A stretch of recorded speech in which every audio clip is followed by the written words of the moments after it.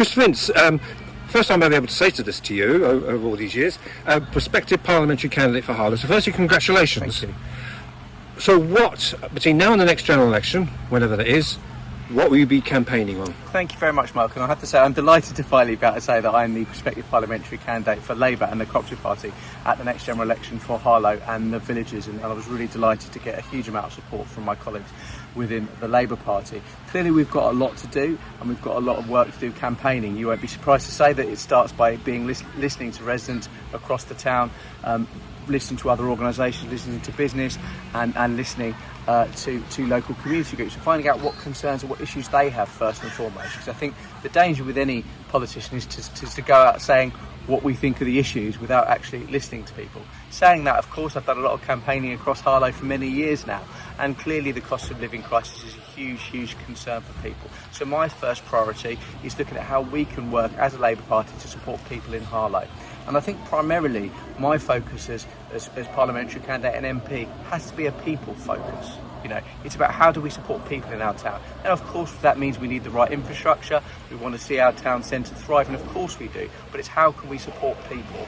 One of my biggest concerns about Harlow residents is mental health and well-being. I'm very concerned, you know, yes, coming out of a pandemic, yes, 13 years of austerity, and yes, a cost of living crisis. I'm really concerned about the mental health and well-being of people in our town, and I want to do what I can as a candidate and as an MP to support people in that. Part of that, of course, is to do with housing. It's a huge concern. It's a national concern. We know this housing crisis is real and has led to people paying what I see as rip-off rent, and people really struggling. We also need to look at the emergency services. We know that people in Harlow don't feel safe at night. They don't feel safe walking around the town, and ultimately we want residents of our town to feel safe and secure at home and in their community. So arguably, police, I'll go in reverse here, arguably you're saying police numbers are back where they were, sort of. We could dispute staff numbers, right? Precisely. So what are you going to do? Put more police officers back, if you get in, police officers back on the streets of Harlow, warranted police officers? Absolutely. I mean, Harlow, you know, Labour's national pledge is 13,000 new police officers across the country. Obviously, as Harlow's MP, I'll be pushing to ensure that Harlow gets its fair share of those new police officers. Clearly, we need to make sure that those police officers are working with the communities. Part of the issue, as I've raised with you before, of those cuts to police numbers, even if we are moving back to where we were 13 years ago, is that lack of experience. So it's really important that we will build that trust with the public, and clearly that's going to be a huge challenge.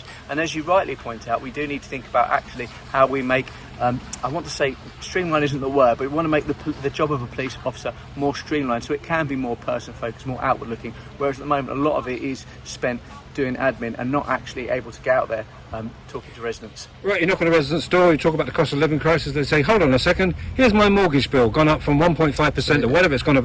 What are you going to do about it, prospective MP? Absolutely, and that's down to, you know, that's one of Keir Starmer's top priorities, is actually look at the economy and actually get back that stability. We know that the disastrous mini budget of Kwasi Kwarteng last year absolutely, you know, destroyed, but it really damaged the economy and actually took away that stability, and it took away that confidence in the markets. We know that, you know, ultimately a lot of it comes down to confidence in the market. So it's about showing that strong and stable leadership. Sorry, that's a Theresa May phrase, from above to do that. Anybody who looks at the previous general elections, at one time Bill Rammell, Labour MP 97-2010, one bit he got 25,000 votes. Yeah. 2019 Labour candidate 14,000 votes. Can you get those 11,000 people back? Well, that's absolutely the aim, but ultimately it's not. It's about, well, first and foremost, we want to win a general election. We want to get more votes than Conservatives. That's very simply, that's how the electoral system works in this country. I want to be out there talking to residents and showing that I'm the right choice to represent them in Parliament, and that's about. First of all, showing that I'm willing to listen, showing that I'm going to be there all year round. I know we're standing here in the bright sunshine, but I'll continue campaign when it's not so bright as well, and show that I'm on their side and I want to listen. I want to support them. So it is a challenge, but it's one I'm very much up for. There are many reasons why people have voted in Robert Halfon 4 general elections in a row, and often he speaks about ladder of opportunity and aspiration.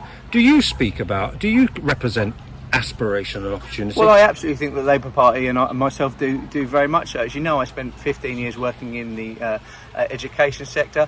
Since then, I've worked in the charity sector. I'm supporting young carers, vulnerable section of our society who probably don't get the opportunities that they absolutely deserve.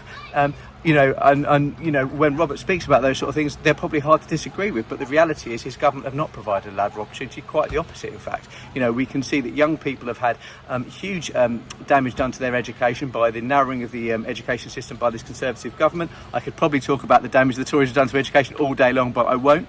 But you know, we know there's a huge recruitment crisis within teaching, a lot of issues with education, a grading system that they changed for absolutely no reason, and of course, you know, very high tuition fees at the end of all that. So I don't believe that this government have given opportunity to the people of Harlow, and that's something that I feel very strongly about as a former educationalist myself. Just a couple more things. There are businesses surrounding this town. There's a town that is approaching 100,000 people. You know, not but from Elizabeth Way, Edinburgh Way, etc. Are you going to get out and speak to the businessmen and women of Harlow? Absolutely, that's my plan. I've already started to draw up a list, and I'm already getting a draft and a letter ready to write to them, to speak to them.